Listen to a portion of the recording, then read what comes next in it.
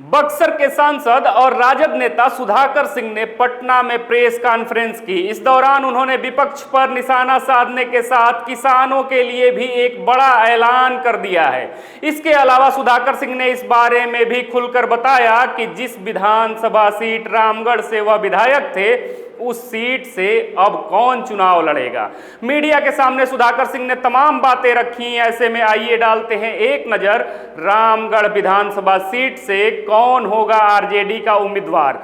बक्सर सांसद सुधाकर सिंह ने बताई अंदर की बात और अपने इस्तीफे पर भी दिया जवाब। बता दें कि राजद के प्रदेश अध्यक्ष जगदानंद सिंह के बेटे व बक्सर लोकसभा सीट से सांसद सुधाकर सिंह ने पटना में मीडिया से बात की। इस दौरान उन्होंने तमाम सवालों का जवाब भी दिया, जैसे रामगढ़ विधानसभा सीट से अब कौन चुनाव लड़ेगा। बता दें कि प्रेस वार्ता के दौरान उन्होंने किसानों के बारे में भी खुलकर बात की। सुधाकर सिंह ने कहा कि सांसद बनने के बाद वह कई मुद्दों को लेकर अधिकारियों से बात करने की कोशिश किए, लेकिन उन्होंने कोई भी बात नहीं सुनी। सारी बातों को अधिकारियों ने अनदेखा ही कर दिया। उन्होंने कहा कि किसान आंदोलन की वजह से भाजपा पंजाब, हरियाणा, उत्तर प्रदेश और बिहार के उस इलाके में जहां किसानों की संख्या बहुत ज्यादा है, चुनाव हार चुकी है। आगे की खबर बताएं इससे पहले देखिए प्रेस वार्ता की ये रिपोर्ट। बक्सर से सांसद बनने के बाद किसानों को जलापूर्ति मामले पर क्या कहा सुधाकर सिंह ने। पूरे बिहार में किसानों को खेत में पटवन के लिए नहरों में पानी की व्यवस्था नहीं। 50-60% गाँव में पीने की पानी की व्यवस्था नहीं। इस विषम परिस्थिति में बिहार की जो सरकार है वो जश्न मनाने के मूड में अभी भी पड़ी हुई है, जिसके चलते पूरे बिहार की खेती बर्बादी के कगार पर पहुंच चुका है। 1 जून को बिहार सरकार ने एक परिपत्र जारी किया कि 1 जून से बिहार के किसानों को नहरों में पानी दिया जाएगा, जबकि पहले का जो रोस्टर था वह 25 मई को ही नहरों में पानी छोड़ दिया जाता था। यह दुखद विषय है कि 1 जून जो सरकार ने मुकर्रर किया था तारीख कि पूरे बिहार के नहरों में हम पानी छोड़ देंगे, आज 13 जून जब मैं आपके सामने बैठा हूं, बिहार के किसी भी नहरों में पानी इन लोगों ने छोड़ने का काम नहीं किया।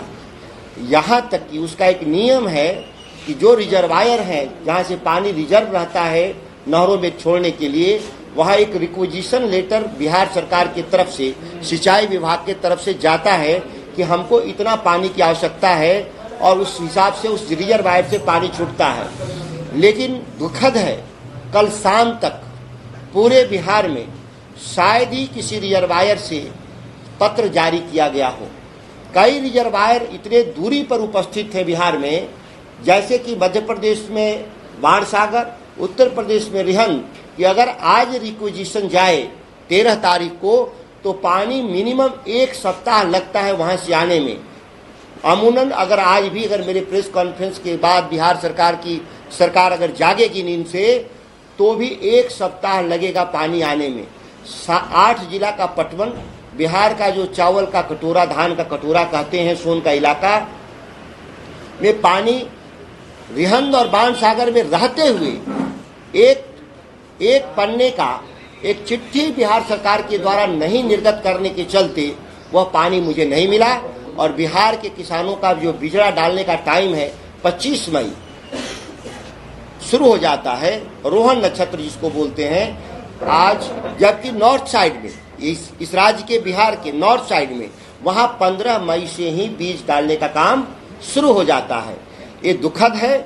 करमचट डैम जो है रोहतास और कैमूर के बॉर्डर पर, जिसके लिए एक पत्र 1 घंटे में भी जा सकता है, वहां पर भी अभी तक मेरी खबरों के हिसाब से कोई पत्र जारी नहीं हुआ।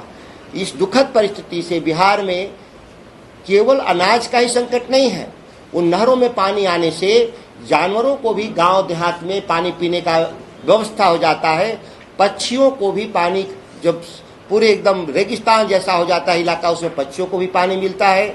यहाँ तक कि नदी के किनारे जो बसे लोग हैं वो पानी निकाल करके सब्जी की खेती करते हैं। बिहार के लोग नदियों के किनारे अगर वह पानी नदियों में भी छोड़ दिया जाए तब।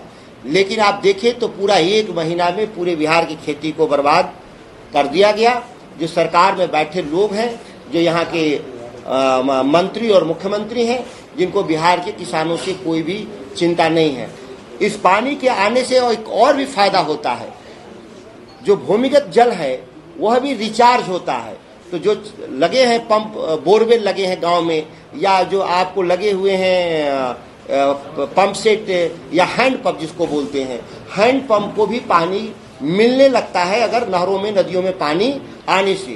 तो इस तरह से देखा जाए तो पीने का भी पानी संकट पैदा हुआ, खेती का भी संकट पैदा हुआ और पर्यावरण का भी नुकसान हुआ। जितने पेड़ पौधे हैं गांव देहात में वो सूख रहे हैं पानी के अभाव में। बक्सर सांसद सुधाकर सिंह ने कहा कि जब तक सरकार से लड़ेंगे नहीं तब तक किसानों की भलाई नहीं होने वाली। साथ ही उन्होंने बताया कि लोकसभा चुनाव का परिणाम असल में इंडिया गठबंधन के मुद्दे की जीत है। राज्य और केंद्र में जो सरकार अभी बैठी है वह किसान विरोधी है। जब तक इनसे लड़ेंगे नहीं तब तक किसानों का भलाई नहीं होने वाला है। सुधाकर सिंह ने यह भी कहा कि वह लोकसभा में भी किसानों के मुद्दे को सबसे ऊपर रखेंगे। प्रेस वार्ता के दौरान यह पूछे जाने पर कि क्या रामगढ़ विधानसभा सीट से उनके भाई चुनाव लड़ेंगे, इसका जवाब देते हुए बक्सर सांसद सुधाकर सिंह ने कहा कि अभी वह सीट खाली नहीं हुई है। जब मैं इस्तीफा दूंगा तब यह सीट खाली होगी, लेकिन हमारी पार्टी राजद यह फैसला लेगी कि रामगढ़ से किसको चुनाव मैदान में उतारना है। बता दें कि प्रेस वार्ता में सुधाकर सिंह ने राज्य सरकार के बिजली सप्लाई के दावे की भी पोल खोल कर रख दी। देखिए ये रिपोर्ट। पूरे बिहार में सिस्टम इनका फेल है।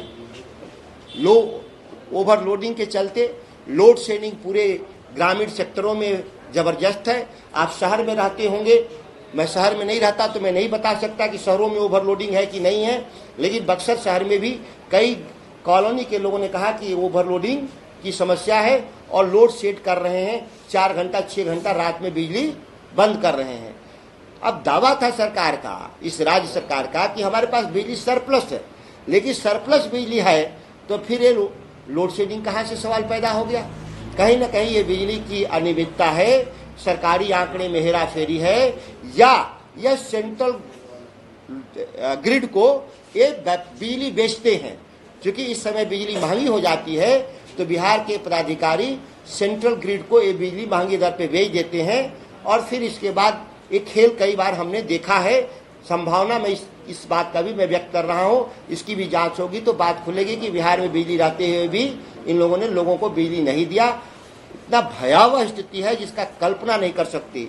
इस गर्मी में पटना के सत्ता प्रतिष्ठान मंत्री हो या सेक्रेटरी, केवल उनका एसी बंद कर दीजिए, एयर कंडीशन, तो पता चलेगा कि वो बेहोश हो जाएंगे।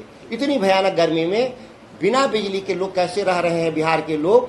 बड़े क्षेत्रों में नहीं बिजली, यह दुखद है। एक बात मैं अंतिम बात कह के इसको समाप्त करना चाहता हूं कि इस राज्य के किसानों के साथ कैसा मापदंड, जिन लोगों ने कहा था कि एक देश 2 विधान नहीं चलेगा, उन लोगों ने बिहार के किसानों को 8 घंटा बिजली दे रहे हैं। केवल कृषि फीडर के नाम पर एक छलावा है बिहार के भीतर। 8 घंटे बिजली, जो किसान 24 घंटा मेहनत करता है, श्रम करता है, उसको 8 घंटे की बिजली का क्या औचित्य। जब आप कह रहे हैं कि बिहार में 24 घंटा बिजली उपलब्ध है तो एक परिपत्र इन्होंने जारी किया है, ऐसा नहीं कि मौखिक आदेश है। सरकार ने एक चिट्ठी जारी किया है कि कृषि फीडर में किसानों को 8 घंटा से ज्यादा बिजली नहीं दी जाएगी। फूड सिक्योरिटी का क्या होगा, अनाज का उत्पादन का क्या होगा। केवल ये बिजली से केवल लोगों के पंखे नहीं चलते, इससे खेती भी होता है, इससे अनाज पैदा होता है, इससे लोग खाते हैं। आज संकट है, फूड संकट है पूरे देश में। आज अखबार में पढ़े, दैनिक भास्कर ने छापा भी है कि हमको गेहूं विदेश से आयात करना पड़ेगा। क्यों ऐसा परिस्थिति पैदा हुआ? जब किसानों को आप बिजली नहीं देंगे, किसानों को आप पानी नहीं देंगे, किसानों को फर्टिलाइजर नहीं देंगे, तो स्वाभाविक है कि उत्पादन घटेगा। और आप विदेश से जब खरीदने जाते हैं तो आपका दाम कितना बड़ा बढ़ जाता है उसका अंदाजा नहीं, और बहुमूल्य विदेशी मुद्रा का भी आपको व्यवस्था करना पड़ता है, जिससे हमारे देश में मुद्रास्फीति का संकट पैदा होता है। अभी आपने देखा कि कैसे बक्सर से सांसद बनने के बाद पहली बार प्रेस वार्ता कर रहे सुधाकर सिंह ने केंद्र और राज्य सरकार पर जमकर हमला बोला। आप सम्मानित दर्शक बक्सर सांसद सुधाकर सिंह के बातों से कितना सहमत हैं, अपने जवाब कमेंट बॉक्स में जरूर दीजिएगा। फिर से मिलेंगे एक नए वीडियो में, तब तक देखते रहिए खबरों खिलाड़ी। जय हिंद, जय भारत।